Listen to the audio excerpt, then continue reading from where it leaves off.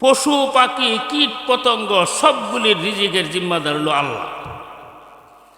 আচ্ছা, এই গুলঘারের জমিনের নিচে কতগুলো পিপিলিকা আছে এই দেশের কোনো বৈজ্ঞানিক বলতে পারবে নি? পারবে না। এমন কোনো যন্ত্র নাই যে বলতে পারবে গুলঘারে কতগুলো পিপিলিকা আছে।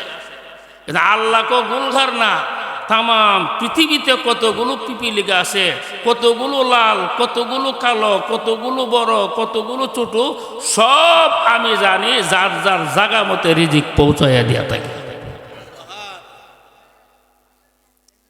সুবহানাল্লাহ জোরে কর, আর জোরে। রিজিক এমন একটা জিনিস, যার নামে যে রিজিকটা আল্লাহ লেখছে সে ওই এই রিজিক খাবে, অন্য কেউ তার রিজিক খাইতে পারবে না। আচ্ছা, মরণ বদলি চলেনি, একজনের বদলা আরেকজন মরতারেনি। একজনের বদলা যেমন আরেকজন মরতে পারে না, একজনের রিজিকও আরেকজন খাইতে পারে না। আমি যতদিন বেঁচে থাকবো আমার রিজিক খাবো, আপনি যতদিন বেঁচে থাকবেন আপনার রিজিক খাবেন। আপনি আমার রিজিক খাইতে পারবেন না, আমিও আপনার রিজিক খাইতে পারবো। ঠিক না বেঠিক? মরণ থেকে বাঁচবার যেমন কোনো ব্যবস্থা নাই, আল্লাহ যার নামে যে রিজিকটা লেখছে রিজিক থেকেও বাঁচবার মতন কোনো ব্যবস্থা নেই। এ মরবার আগে তার রিজিক সে বুক করে যায়। এই একিনটা যদি আমরা অন্তরে থাকতো, তা আমরা একজনে আর একজনের পিছে ষড়যন্ত্র করলাম না। ঠিক আছে নি? হে হে রিজিক খাইব, আমি আমার রিজিক খাইব, দেহের পিছে লাগো না, আমার দরকারটা কিতা? এই একিন আমরা আছে মগমাইছেন না কিতা? এই একিন আমরা নাই। হযরতে মূসা আলাইহিস সালাম উনি যখন মাদিয়ান থেকে মিশরে যাবে, রাত্র খুবই অন্ধকার ছিল, আবার বরফ, সাথে হইল ওনার বিবি। উনি মিশরে যাওয়ার রাস্তাটা হারিয়ে ফেলছে। হঠাৎ করে দেখে তুর পাহাড়ে একটা আগুন ধাউ ধাউ করে জ্বলতেছে। তখন বিবি রে বলল, বিবি, ওই তুর পাহাড়ে একটা আগুন জ্বলতেছে, আমি দেখতেছি, আমার তো সেখানে যাইছি। সেখানে যাব দুই কারণে। একটা কারণ হলো, যেহেতু সেখানে আগুন জ্বলতেছে, এখানে একটা মানুষ থাকতে পারে। যদি সেখানে মানুষ থাকে, তার কাছে আমি মিশরে যাওয়ার রাস্তাটা আমি চিনে আসবো, জেনে আসবো। যদি কোনো লোক না থাকে, তাহলে প্রচন্ড ঠান্ডা পড়ছে, তো সেখান থেকে কিছু আগুন নিয়ে আসবো, যাতে তুমি আগুন পোয়াইতে পারো। কাজে আমি যাই সেখানে। বিবি বললেন, যান। গেল আগুনের কাছে, গিয়া দেখে একটা গাছের উপরে আগুনটা ধাউ ধাউ করে জ্বলতেছে, কিন্তু গাছের পাতা জ্বলে না, ডালও জ্বলে না, বরঞ্চ আগুনের দ্বারা গাছের পাতার সজীবতাটা আরো তেজ হইতেছে। মুসা আলাইহিস সালাম তো আশ্চর্য হয়ে গেলেন, যে কোন আগুন? আগুনের ধর্ম তো হইল, যারে ধরব হুইরা সালি করে দিব। ঠিক না কথাটা? না, আগুন জ্বলতেছে, গাছের পাতা জ্বলে না, ডাল জ্বলে না, আরো গাছের পাতার রং তেজ হইতেছে। এটা কোন আগুন? তিনি দাঁড়ায় সাইড বুঝতে পারতেছেন। হঠাৎ করে আগুনের ভিতর থেকে আওয়াজ আসছে, মুসা, আমি হইলাম তোমার আল্লাহ। আর এই যে আগুনটা, এই আগুনটা হইল আল্লাহর নূরের তাজাল্লি। এখানে পৃথিবীতে 4টা জায়গা হইল দামি: মক্কা, মদিনা, বাইতুল মুকাদ্দাস, আর এই জায়গাটা, যেটা বলা হয় তুয়া। এই জায়গাটা দামি কেন হলো? এই জায়গাতে আল্লাহর নূরের তাজাল্লির প্রকাশ পেয়েছিল। এখানে এই জায়গার মর্যাদা আল্লাহ তাআলা বাড়াইয়া দিয়েছে। এই কারণে আল্লাহ বলছিলেন, মুসা, ফাখলা না আলাইকা, আপনি পবিত্র জায়গার মধ্যে আসছেন, জুতাগুলি হইলালাম। তখন নবী জুতা খুললা যে ফালাইয়া। বোঝা গেল পাক পবিত্র জায়গার মধ্যে গেলে জুতা ফাইয়া রাখুন না খুললা লাহন, খুললা লাহ। গুরুস্থানে যখন যাবেন জুতা খুললা লাগবে, কারণ গুরুস্থানের কবরের উপর দিয়া জুতা পায়ে দিয়া হাঁটা এটা কিরা ঠিক না, খুললা লাগবে। মসজিদের ভিতরে গেলে আমরা জুতা খুললা লাই, ঠিক না? কারণ পবিত্র জায়গার মধ্যে জুতা খুলেই হইল আদবের কাজ। এই কেন আল্লাহ বলেন মুসা ফাখলা না লাইকা, জুতা খুলেন, সাথে সাথে নবী মুসা জুতা খুলে গেছে। এখানে আল্লাহ মুসা নবীকে নবুয়ত দিলেন। নবুয়ত দিয়ে বললেন, এ মুসা তুমি ডাইরেক্ট মিশরে গিয়া ফেরাউনরে দিনের দাওয়াত দিবা। ফা ইন্নাহু তাগা, সে জালেম। মুসা আলাইহিস সালাম মনে মনে চিন্তা করলেন, আমি যে মিশরে যা মোগা ফেরাউনরে দাওয়াত দিবার লাগে, বিবিরে তোরাই গে আসছি রাস্তার মরুভূমিতে রাত্রের অন্ধকারে, সেখানে কোনো মানুষ নাই। এখন আমার বিবির অবস্থা কি হবে? তার খানা দিব কেডা? তারে দেখাশোনা করবো কেডা? আল্লাহ তো অর্ডার দিছে তুমি যাওগা। মনের খবর আল্লাহ জানিনি, জানিনি। মুসা নবীর মনের কল্পনা আল্লাহ জানিনি, জানিনি।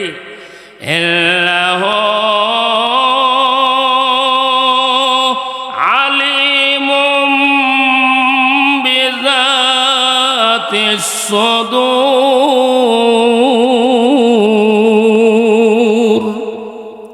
অন্তরের অন্তঃস্থলে কি আছে সেটাও আমার আল্লাহ। এমনি একজনে আরেকজনের মনের খবর বলতে পারে না। আপনি আমার মনে কি আছে বলতে পারবেন না, আপনার মনে কি আছে আমিও বলতে পারবো না, কিন্তু আল্লাহ বলতে পারে। পারে না? পারে না? আচ্ছা, কালকে আপনার মনে কোন কথাটা আসবে আজকে আপনি বলতে পারবে? পারতেন? এমন কোনো সুবিধাই নেই। কিন্তু আল্লাহ তো কালকে না, আগামী 40 বছর পরে তোর মনে কোন কথাটা আসবে এইটাও আমি জানি। এখানে সবচেয়ে বড় আলেম হইল আল্লাহ, সব জানে আল্লাহ। পৃথিবীর কোনো মানুষ যদি বলে আমি সব জানি, তাহলে তার দাবিটা হবে মিথ্যা। ঠিক আছে নি?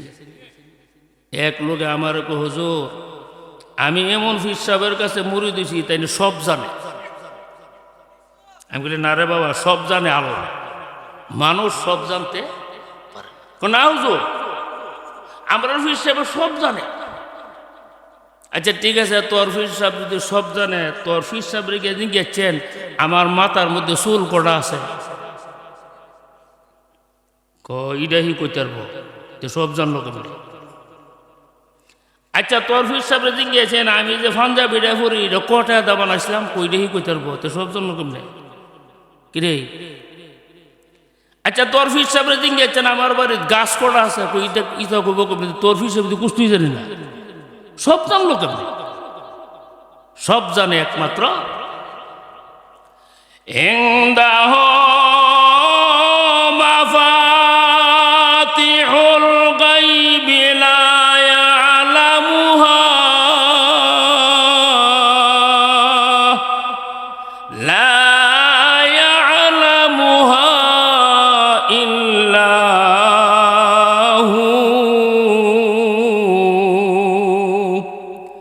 وَيَعْلَمُ مَا فِي الْبَرِّ وَالْبَحْرِ وَمَا تَسْقُطُ مِنْ وَرَقَةٍ إِلَّا يَعْلَمُهَا সুবহানাল্লাহ। আল্লাহকে আমি কি জানি তোরা জানোস? স্থলে যা আছে সব আমি জানি, জলে কি আছে সব আমি জানি। এমনকি কতটা গাছ থেকে কতটা পাতা জয়রা মারি ছড়ছে হিডো আমি জানি। আচ্ছা আমরা রকদের বানি গোলঘাট সর্বমোট আম গাছ কটা কইলেন না বেড়ে পারবাই? আল্লাহ পারবনি? আপনারা বলতে পারবেন গোলঘাটের আম গাছের পাতা, আম গাছের মধ্যে কতটা আম পাতা আছে? পারতেন না? আল্লাহ পারবনি? আল্লাহকে গুলখান না। তামাম পৃথিবীতে কতটা আম গাছ আছে, জাম গাছ আছে, কাঁঠাল গাছ আছে, লিচু গাছ আছে, সবগুলি আমি আল্লাহ জানি, এবং কোন গাছের মধ্যে কতটা পাতা এটাও আমি জানি। সব জানে কেনা না? সবাই বল লাগবো আরো জোরে, আরো জোরে। ফিসাব জানে তো সব? ফিসাবে সব জানে? এটা সম্ভব? আচ্ছা, আপনারা যদি আমি এক ট্রাক বালু আইনা দিই, যে বালুটি তোমরা গন্যা শেষ করে দাও, পারবা? এক ট্রাক বালু গন্তার মানে করতে। কিন্তু তামাম পৃথিবীতে কতগুলো বালুর কোন আছে আল্লাহকে সব আমি জানি। সুবহানাল্লাহ জোরে গেলায়। ওয়াহু আলা কুল্লি শাইইন কাদির। সুবহানাল্লাহ জোরে গেলায়। আমার আল্লাহ অন্তরের খবর জানিনি, জানিনি, জানিনি। মুসা নবী চিন্তা করতেছে, বিবি রেখা ওই বুকেরা রাস্তা পেয়েছি। আল্লাহ বলেন, এ মুসা কালিমুল্লাহ, আপনার সামনে একটা পাথর রয়েছে, এই পাথরটার উপরে লাঠি দিয়ে আঘাত করুন। হযরতে মুসা কালিমুল্লাহ লাঠি দিয়া পাথরটার মধ্যে আঘাত করেছে, সঙ্গে সঙ্গে পাথরটা ভেঙে গেছে। দেখে তার ভিতরে আরেকটা পাথর। আবার হুকুম হলো, এ মুসা, 2 নম্বরের পাথরের মধ্যে আঘাত করো। মুসা নবী 2 নম্বরের পাথরে আঘাত করেছে, পাথরটা ভেঙে গেছে। দেখে তার ভিতরে আরেকটা পাথর। আবার হুকুম হলো, হে মুসা, 3য় পাথরটারে তুমি আঘাত করো। মুসা কালিমুল্লাহ 3য় পাথরটারে যখন আঘাত করেছে, পাথরটা ভেঙে গেছে। দেখে পাথরের ভিতরে একটা পোকা সবুজ ঘাসের পাতা চাবায়া খাইতেছে। হযরতে মুসা নবী বুঝবার আর বাকি রইল না। 3য় পাথরের ভিতরে একটা প্রাণী পোকাকে আমার আল্লাহ যদি আদার দিতে পারে, রিজিক দিতে পারে, সুবহানাল্লাহ জোরে কর, আমার বিবিরও রিজিক দিতে পারে। কারণ রিজিকের মালিক হলো আমার আল্লাহ, সব প্রাণীর রিজিকের দায়িত্ব হলো আমার আল্লাহ। আল্লাহ কতরা সবাইরে আমি লালন পালন করি। কার ইবাদত করবে? ইবাদত করবে একমাত্র আমি আল্লাহর। আর কেউ তোদের রিজিক দাতা নাই, আর কেউ তোদের রব নাই। রব হইলাম আমি একা, রিজিক দাতা আমি একা, ইবাদত পাবো আমি একা। ঠিক না বেটি?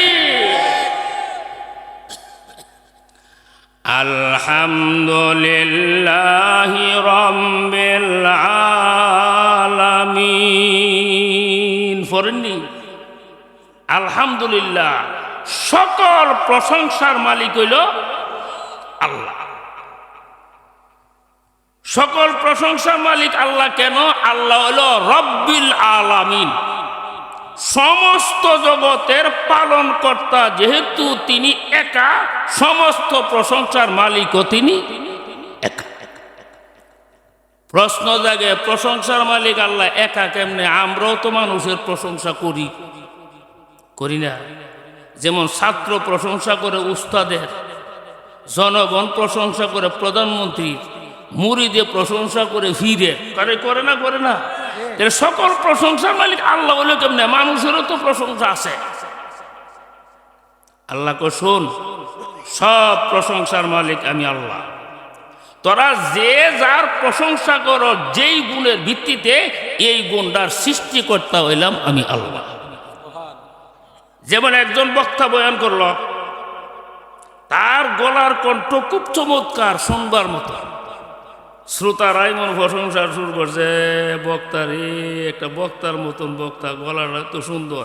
সারা রাত যদি বক্তার প্রশংসা করেন, আল্লাহকে সব প্রশংসার মালিক আমি, কারণ গলার কণ্ঠটা সৃষ্টি করছে আমি আল্লাহ। সুবহানাল্লাহ, জোরে কর, জোরে কর। কি আছে নিজের কথাটা? সারা রাত যদি প্রশংসা করেন বক্তার, গলার আল্লাহকে কর, এটা আমার। কারণ গলার কণ্ঠ বক্তা বানাইছে না, আমি বানাইছি। মুসলমান দিক না, আরো জোরে, আরো জোরে।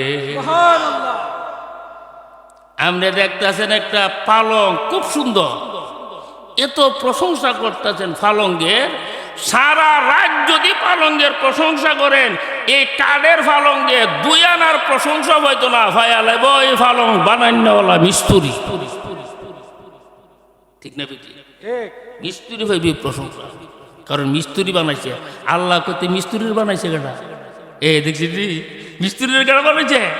তোরা সারা জীবন ফালঙ্গের প্রশংসা কর, ফাইব মিস্ত্রি, মিস্ত্রির প্রশংসা কর, ফায়ালাম আমি, কারণ মিস্ত্রির সৃষ্টিকর্তা হইলাম আমি আল্লাহ। সুবহানাল্লাহ। আরো জোরে ক, আমরা চেয়ারম্যান যে বালা 10 টন গম আমরা দিছে। আচ্ছা ঠিক আছে, 10 টন গম তোরা দিছে চেয়ারম্যান বালা, 10 টন গম বানাইছে কেটা? ওরা করে নাকি লিখি আল্লাহ। সারা দুনিয়ার বৈজ্ঞানিকরা মিললে 1/2 টন গম বানাইতে পারবো নি? একটা বানাইতে পারবো না। এখানে আল্লাহ ক আলহামদুলিল্লাহি রাব্বিল আলামিন, সকল প্রশংসার মালিক কে? কেন? তিনি হলো রব্বুল আলামিন। আমাদের দেশে একটা কথা ক, যার নুন খাও তার গুণ গাও। আমরা নুন খাইতেছি কার? আরো দূরে, আরো দূরে গুণ গামুকা। নুন খামো আল্লাহর, আর গুণ গুজি গাইতাম বট গাছে, কোন যুক্তিতে? আমরা ঘরের গার্জেন, ছেলে আছে, মেয়ে আছে, বিবে আছে, সবাই আপনি লালন পালন করতেছেন। আপনার জীব উৎস আপনার কথা মানল বলি, ছোট পুত্রা কোনো তার কথা মানত, সুনামগঞ্জের বেড়ার কথা মানো, তখন আমরা কিতা করবেন? হেরে তেজ্য পুত্র করিল ফালিয়া আমি খাওয়াই আমি, আর হে বলো কথা মানবো সুনামগঞ্জের বেড়াতে বাইরে অনেক তেতুর বাড়ি কিন্তু আমার বাড়ি থেকে। আল্লাহকে আমি খাওয়াই আমি ফালি, আমারে শেষ দাদি অন্যরা দিতে গেলে কি? আল্লাহর যুক্তি ঠিক আছে রে, ঠিক আছে রে, ঠিক আছে রে।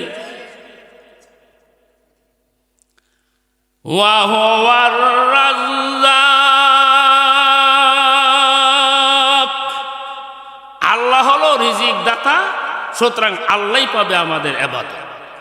ঠিক আছে নি? রিজিক 2 পদ্ধতিতে আসে, হালাল পথ রিজিক আছে, হারাম পথ রিজিক আছে। একটা লোক যদি ইচ্ছা করে হারাম পথরা বাচ্চা নেয়, সে গুনাহগার হবে। সে যদি হারাম পথ গ্রহণ নাও করে, আল্লাহ হালাল পথে তার রিজিক তার কাছে পৌঁছায় দিতে। ঠিক না ঠিক? একটা উদাহরণ শুনলে, এক লোক বাড়ির মধ্যে পেঁপের চারা লাগাইছে, প্রথম গাছ পেঁপে ধরছে। সে বেড়া নিয়ত করছে যে বড় পেঁপেটা আমার বিয়াইরে দিয়ালো হাতিয়া, বিয়ার সাথে খুব মহব্বতী, বিয়াইরে বড় পেঁপেটা দিয়ালো। যে বিয়াইরে পেঁপে দেওয়ার নিয়ত করছে, এই বিয়াই দুপুর বেলা এসে বিয়ের বাড়ির কোন কাজে ছেলে, বাড়ির মধ্যে মানুষ নাই, বিয়াই যা বলা চুরি করে ভাব ধরা লইছে। কেমনে নিচ্ছে? আল্লাহ আরে গাদার গরুর গাদা, আমি তো ভেবে তোর বাড়ির ফাটাইবার লাগি বাইল করে গেছি, তোরও তোর সহ্য হলো না, তুই চুরিত লেগে গেছ গা। হাদিয়া হিসাবে যদি যায় তো এটা হালাল, চুরি করে নিচ্ছি এটা হারাম। রিজিক কিন্তু তারও, রিজিক কারোই, তারই রিজিক, কিন্তু সে হারাম পদ্ধতি গ্রহণ করে নিচ্ছে। ঠিক আছে নি? রিজিক দাতা কজন? আরো জোরে কর, একজন। ইবাদত পাইব কজনে? একজন। 3 নম্বর, আল্লাহ হইল মুনিব, যার নিয়ামত আমরা দেখতেছি সবগুলির মালিক হইল আল্লাহ। আম, জাম, কাঁঠাল, লেসু, গম, ধান, চাউল, মাংস, মাছ, সবগুলির মালিক কেডা? আল্লাহ। আরো জোরে আল্লাহ। আচ্ছা, সারা দুনিয়ার বৈজ্ঞানিকরা মিললে ওগুলা আপেল বানাইতে পারবি, এটা আঙ্গুর পারবো পারবো পারবো না, পারত না। সবগুলি হইল আল্লাহর দান। আল্লাহ তোরা কেড়ে আমার ইবাদত করবে, যা তোরা বুক করতেছ সবগুলির মালিক হইছি আমি। আমার মালিকানা দিন জিনিস খায়া আরেকজনকে সেজদা করবে, এটা নিমক খারাপই, সেজদা করবে একমাত্র আমি আল্লাহ। ঠিক না বেশি? সুবহানাল্লাহ জোরে কর। সুবহানাল্লাহ। এই কারণে কোরআনের জায়গা জায়গা আল্লাহ কইছে ওয়াবুদুল্লাহ ওয়ালা তুশরিকু বিহি শাইআ ওয়া বিল ওয়ালিদাইনি ইহসানা। সুবহানাল্লাহ। ইবাদত করো একমাত্র আমি আল্লাহ। দুই, আমি আল্লাহর সাথে কোনো বস্তুকে অংশীদার করব না। ঠিক আছে তো? আল্লাহর সাথে কোনো বস্তুকে তুমি শরীক করো। খেরে দুনিয়ার সব গুনাহ একদিন ক্ষমা হয়ে যাবে, কিন্তু শিরিক গুনার কোনো ক্ষমা নাই। যেমন আল্লাহ ফরমান ইন্নাল্লাহা লা ইয়াগফিরু আন ইউশরাকা বিহি ওয়া ইয়াগফিরু মা দুনা যালিকা লিমান ইয়াশা। সুবহানাল্লাহ। আলহামদুলিল্লাহ। এই আয়াত আল্লাহ কি কইছে জানেন? আল্লাহ ইচ্ছা করলে সব গুনাহ মাফ করে দিব, একটা গুনাহ বাদ, এইটার নাম হলো শিরিক। এটা আল্লাহ মাফ করবে। শিরিক গুনাহ আল্লাহ মাফ করতো না কেরে? কত রাগ ও আল্লাহ কেরে? এর একটা কারণ আছে না? কারণটা একটা উদাহরণের মাধ্যমে আপনারা বুঝাইতেছে। কোন দেশের মধ্যে যদি কোন লোক চুরি করে, আর এই কথাটা প্রধানমন্ত্রীর কানে যা, ইচ্ছা করলে তারে চুরি করার সাজাও দিতে পারবো, ইচ্ছা করলে তারা মাফও করে দিতে পারবো, তার ক্ষমতা বলে। ঠিক আছে? কিন্তু ৮-১০ জন মিল্লা যদি ষড়যন্ত্র করে প্রধানমন্ত্রীর গদির থেকে নামায়া আরেকবার বইবার লাগে, আর এই কথাটা যদি প্রধানমন্ত্রীর কানে যায়, ইয়ে ভারত মাফ করবো নি? মাফ করবো? এটা বাংলাদেশ না, পৃথিবীর কোন রাষ্ট্রের প্রধান এই অপরাধ মাফ করবে না। যারাই ষড়যন্ত্র করছে গদিলিয়া, ওই তো আর ক্রস পাড়ায় দুনিয়ার থেকে বিদায় করবো, আর নাহলে আজীবন লাগে জেলখানার তলায়। কারণ এই অপরাধের কোনো মাফ নাই, ক্ষমা নাই। ঠিক না বেটি? কারণ গদির মধ্যে 8%। আল্লাহ কো আমার গদি লিয়া যদি তোমরা টানাটানি করো, যেমন শিরিক করলা, সমস্ত এলেম হইল আল্লাহর, সব জানে একমাত্র আল্লাহ। আর তুমি কত আমার হিসাবও জানে, তাহলে আমি আল্লাহর গদির মধ্যে ফিরে বইছ। ঠিক না বেটি? দুনিয়ার রাষ্ট্রের প্রধানের গদি লিয়া টানাটানি করলে যেমন এই অপরাধ প্রধানমন্ত্রী মাফ করে না, শিরিক কইরা আল্লাহর গদি লিয়া টানাটানি করলে আল্লাহ কয় এই গুনাহ আমি মাফ করতাম, বাকি সব গুনাহ মাফ। ঠিক আছে? নিও ইল্লাল্লাহ লা ইয়াগফিরু আন ইউশরাকা বিহি ওয়া ইয়াগফিরু মা দুনা যালিকা লিমান ইয়াশা। আমরা যে আল্লাহর সাথে শরীক করব না, এই স্বীকৃতিটা দুনিয়াতে আসবার আগেই আল্লাহর সাথে আমরা দিয়েছি। সুবহানাল্লাহ জোরে কর। এটা কেমনে? হযরতে আদম আলাইহিস সালামকে সৃষ্টি করার পর কিয়ামত পর্যন্ত যত মানুষ দুনিয়াতে আসবে, সব মানুষকে আল্লাহ বের করছিল আদমের সৃষ্টির থেকে। সেখানে আমরা সবাই ছিলাম। নবী ছিল, আলেম ছিল, ওলি ছিল, ইহুদি, খ্রিস্টান, বুদ্ধ, সব মানুষ এই মাঠে ছিল। ওই সমাবেশে আল্লাহ বলছিল আলাস্তু বিরব্বিকুম, আমি কি তোমাদের রব না? তখন আমরা সব এক বাক্যে বলছিলাম আপনিই হইলেন একমাত্র আমরা রব। সুবহানাল্লাহ। তখন আল্লাহ বলছিলেন তোরা যে স্বীকৃতি দিছ আমি তোরা রব, চুক্তি যে আমার সাথে করছ,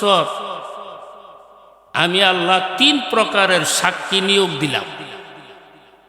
এক নম্বর সাক্ষী বানাইলাম 7 আসমান রে, 2 নম্বর সাক্ষী বানাইলাম 7 জমিন রে, 3 নম্বর সাক্ষী বানাইলাম তোমরার বাপ আদম রে। সুবহানাল্লাহ জোরে কর। وشهد عليكم السماوات السبع والأرضين السبع وأشهد عليكم أباكم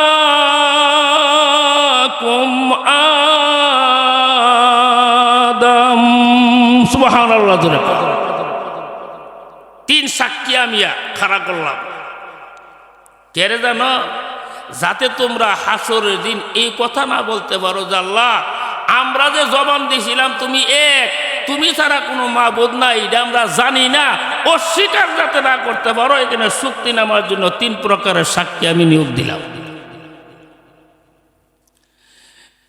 এলামু আন্নাহু লা ইলাহা গায়রি ওয়ালা